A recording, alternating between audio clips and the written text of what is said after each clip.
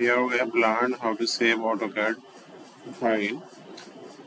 We can save AutoCAD file as discussed previous. Control S to save the existing drawing, or from the save or save as. That if we want to save part of AutoCAD file, we can use WBLOCK command, WBLOCK,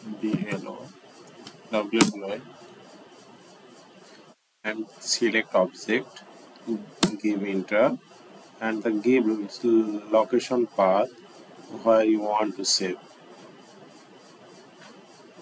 Please notice that I only one object select and shows the path desktop new block 1 and okay. If we want to back, see that only one object has been saved separately.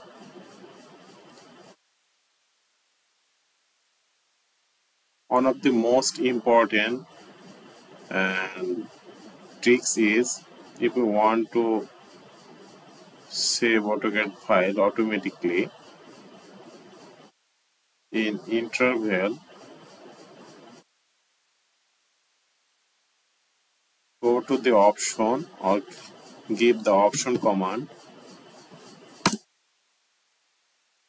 from keyboard and open and save.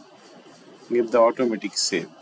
The time interval 10 minutes or 8 minutes, 5 minutes.